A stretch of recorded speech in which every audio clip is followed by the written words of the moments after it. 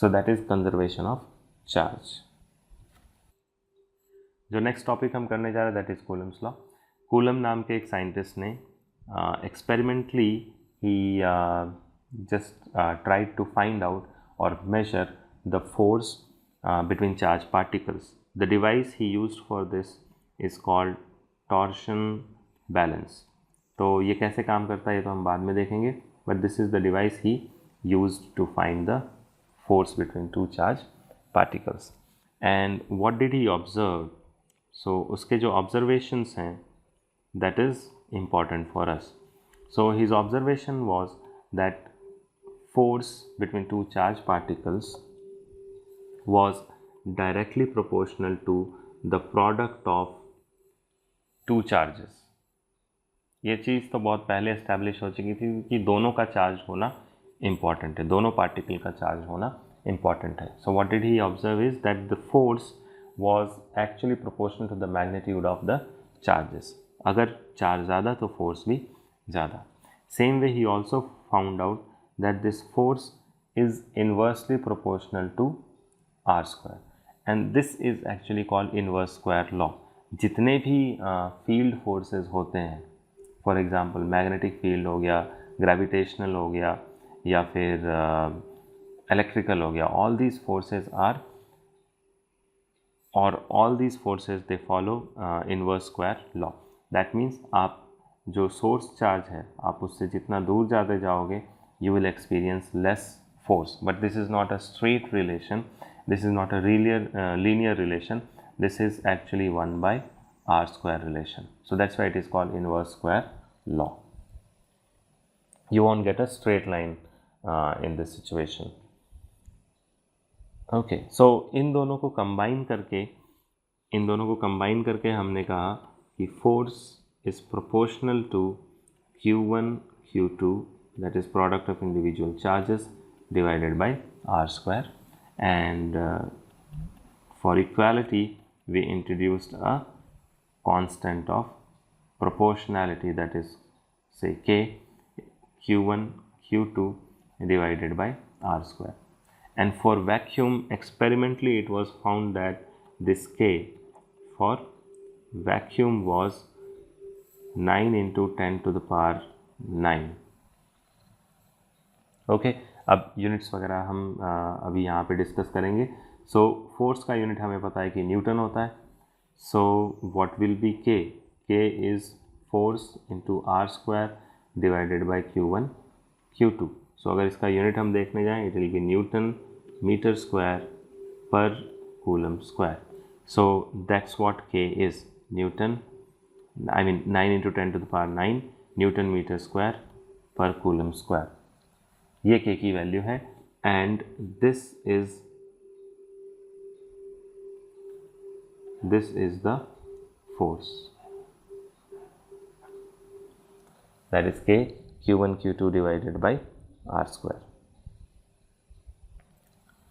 अब ये जो कांस्टेंट है, this constant is constant for a medium. But जैसे ही हमने मीडियम को चेंज किया तो ये कांस्टेंट चेंज हो गया, क्योंकि कूलम ने ये भी ऑब्जर्व किया कि it is not just the charge product, it is not just the distance between the two charges, but even if we change the medium keeping these two things constant. मतलब अगर हमने दो charge को constant रखा, उनके बीच के distance को constant रखा, बस मीडियम को चेंज कर दिया, तब भी फोर्सेस में डिफरेंस पाया गया. So that means this force also depends on medium. And उसी से रिलेटेड एक कांस्टेंट जो ये k है that is given by 1/4 pi epsilon naught for space, and the same k becomes 1/4 pi epsilon for the medium. So इसको अगर अपन ने k0 बोला एंड लेट अस से this is km. So k of open space is 4 pi epsilon not and k और this constant for medium is 1/4 pi epsilon. सो अगर force हमने open space में देखा it will be 1/4 pi epsilon that is k Q1 Q2 divided by r square. लेकिन यही force अगर हमने किसी मीडियम में देखा it will be 1/4 4 pi epsilon, यहाँ पे एप्सिलॉन नॉट है और यहाँ पे एप्सिलॉन है मीडियम में, so this is 1/4 pi epsilon and rest is same, that is Q1 Q2 divided by r square. इन दोनों को अगर हम ऑब्जर्व करें तो साफ दिख रहा है कि अगर ओपन स्पेस या फिर फ्री स्पेस और मीडियम के फोर्स को डिवाइड करें, दैट इज़ इसका रेशो क्या हो जाएगा, this ratio will be epsilon divided by epsilon not. Okay, तो अब यहाँ पे अगर ध्यान से देखें तो this ratio epsilon divided by epsilon not, ये क्या है, this is whatever property जो है मीडियम की with respect to the property of free space. तो इस प्रॉपर्टी को हम बोलेंगे परमिटिविटी ऑफ द मीडियम। ये उस मीडियम की एक प्रॉपर्टी है जिसे हमने नाम दिया है परमिटिविटी। सो ये उस प्रॉपर्टी की ये उस मीडियम की एब्सोल्यूट परमिटिविटी है। लेकिन ये जो रिलेशन है, this is permittivity of the medium, then this particular part is permittivity of the free space, and this is, we can, इसको किस तरह से पढ़ा जाएगा, this is relative permittivity of the medium with respect to free space, right. तो ये जो ratio आता है, इस रेशो को ही हम एप्सिलॉन आर बोलते हैं, and this epsilon r is nothing but relative permittivity of the medium with respect to space। अब अगर विथ रिस्पेक्ट टू स्पेस है तो ये हमेशा अगर कांस्टेंट ही रहना है तो इस चीज़ को हम हटा देते हैं और इसको हमेशा हम क्या बोलेंगे, relative permittivity. So this is just relative permittivity, that means किसके रिलेटिव है, फ्री स्पेस के रिलेटिव है, राइट। तो अब इस एक्सप्रेशन पे अगर हम वापस आएँ, so force in free space divided by force in medium is equals to epsilon, that is absolute permittivity, divided by epsilon naught, that is permittivity of the free space, which is nothing but epsilon r, right। तो इससे ये जो relation है ये बहुत important relation है about epsilon r और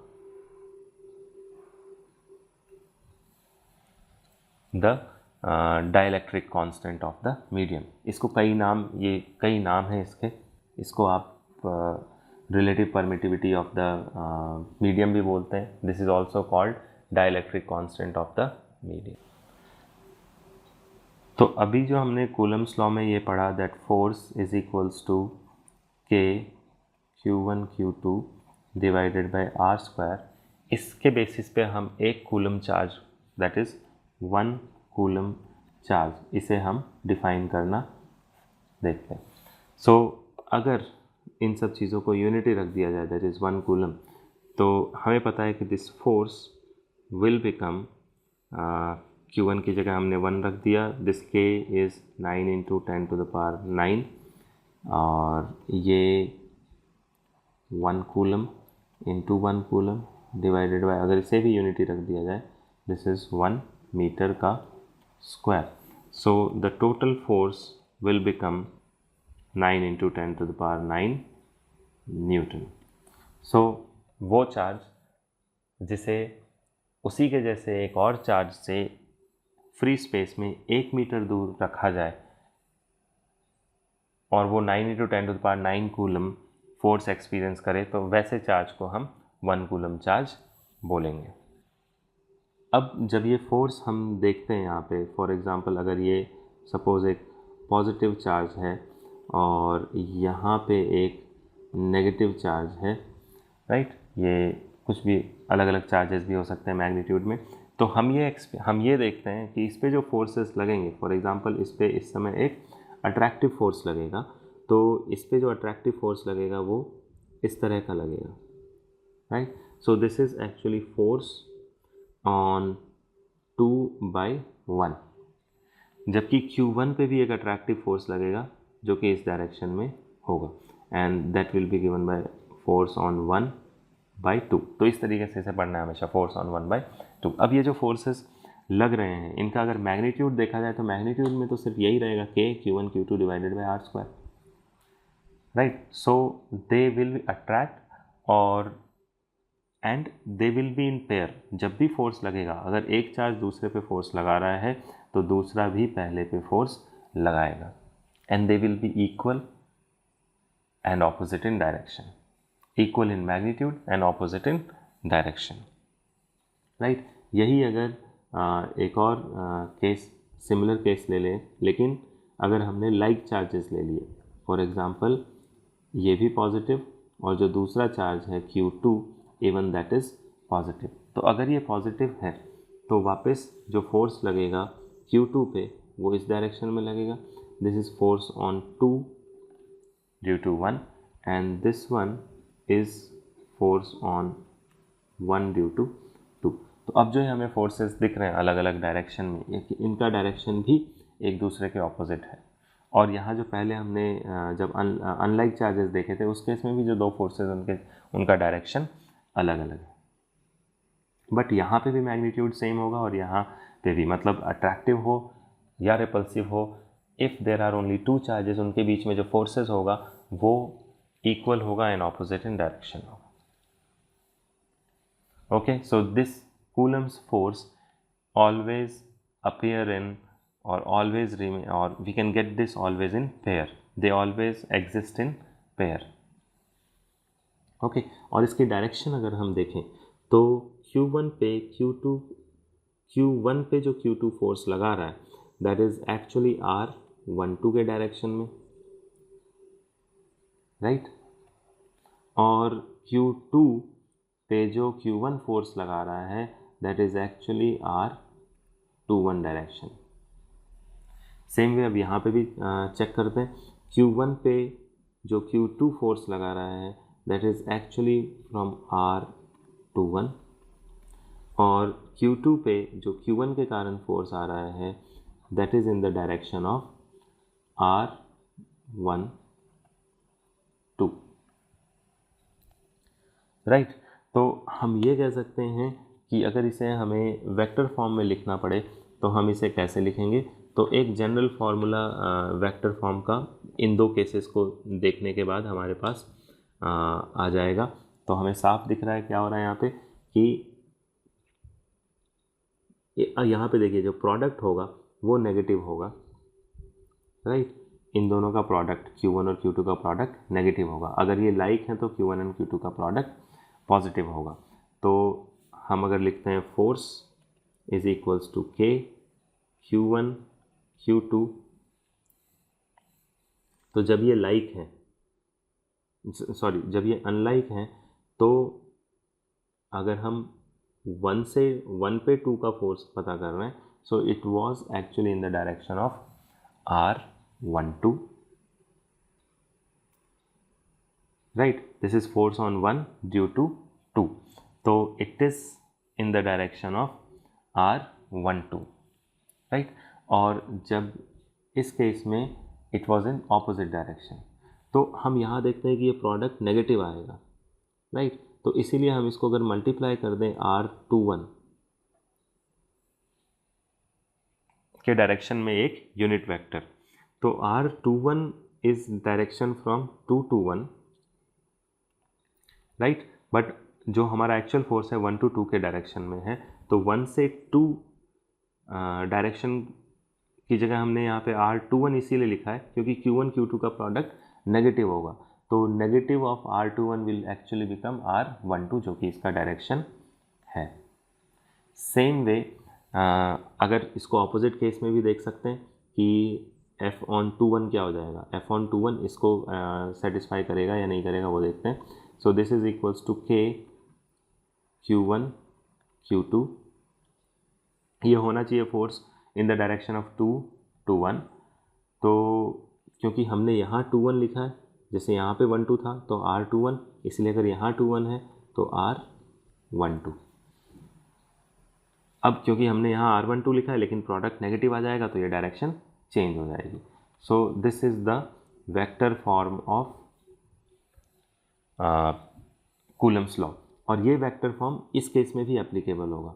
यहाँ पे अगर देखें तो प्रोडक्ट विल बी पॉजिटिव, तो F12 क्या है, R21 के डायरेक्शन में, तो F12 क्या है, R12 के डायरेक्शन में, और F21 R12 के डायरेक्शन में है, और F12 R21 के डायरेक्शन में है। सो this is the Coulomb's law in vector form. एक और पॉइंट को एक बार और रिवाइज कर लेते हैं, दैट इज़ डाइलेक्ट्रिक कांस्टेंट।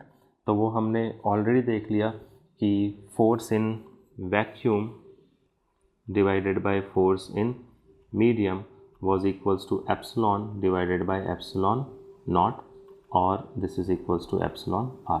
तो इससे जो रिलेशन आती है that is force in medium is equals to 1 by epsilon r times, this is r, इसको आप o से कंफ्यूज नहीं करना, 1 by epsilon r times force in open space और फोर्स इन फ्री स्पेस। तो फॉर एग्ज़ाम्पल वाटर का जो relative permittivity है वो 80 है, इसका मतलब force in water is equals to 1 by 80 times of force in vacuum और मीडियम। सो अगर हमने कुछ मीडियम डाला है तो फोर्स जो दो चार्जेस के बीच में है वो थोड़ा सा कम हो गया, एक्चुअली 1 by 80 टाइम्स कम हो गया अगर ये मीडियम वाटर है तो इसको स्पेशली हमें समझना होगा कि मीडियम के चेंज होने के कारण या एक नया मीडियम इंट्रोड्यूस करने के कारण हमारा जो फोर्स होगा वो